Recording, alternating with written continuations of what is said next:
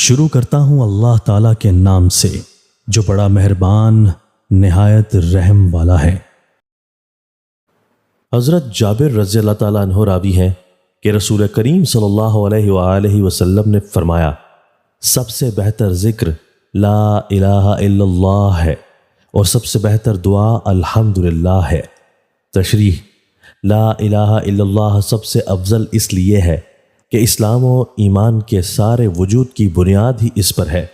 اس کے بغیر نہ ایمان صحیح ہوتا ہے اور نہ اس کے بغیر کوئی مسلمان بنتا ہے۔ یعنی محققین فرماتے ہیں کہ تمام اذکار میں یہ کلمہ سب سے افضل اس وجہ سے ہے کہ ذاکر کے باطن کو برے اوصاف سے کہ جو انسان کے باطن کے معبود ہوتے ہیں پاک اور صاف کرنے میں اس کلمہ کو بڑی عجیب و عظیم تاثیر حاصل ہے۔ ارشاد ربانی ہے، آیت: کیا تم نے اس شخص کو دیکھا جس نے اپنی خواہش نفسانی کو اپنا معبود قرار دیا ہے؟ لہٰذا جب ذکر لا الہ الا اللہ کہتا ہے تو لا الہ کے ذریعے تو تمام معبودوں کی نفی ہوتی ہے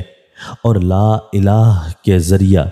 صرف ایک معبود حقیقی یعنی اللہ کا اقرار ہوتا ہے، اور پھر جب زبان سے یہ کلمہ ادا ہوتا ہے تو اس کی تاثیر ظاہری زبان سے دل کی گہرائیوں کی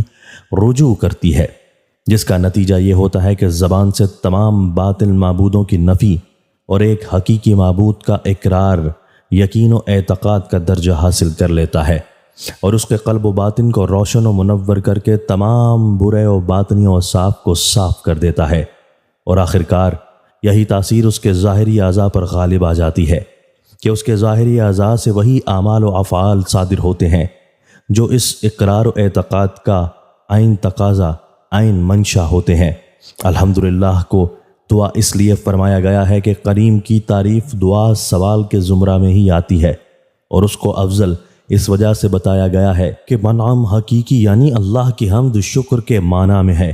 اور یہ ظاہر ہے کہ شکر نعمت و برکت میں زیادتی کا موجب ہوتا ہے، جیسا کہ اللہ تعالیٰ خود فرماتا ہے، آیت: اور اگر تم شکر کرو گے تو میں زیادہ نعمت دوں گا۔ حضرت ابو ہریرہ رضی اللہ تعالیٰ عنہ راوی ہیں کہ رسول کریم صلی اللہ علیہ وآلہ وسلم نے فرمایا، دو کلمے ہیں جو زبان میں کہنے سے تو ہلکے ہیں لیکن ترازو میں بہت بھاری ہیں، یعنی ان کا ثواب میزان عمل میں بھاری ہوگا اور بخشنے والے اللہ کے نزدیک بہت پیارے ہیں، اور وہ دو کلمے یہ ہیں، سبحان اللہ و بحمدہ سبحان اللہ العظیم، یعنی اللہ پاک ہے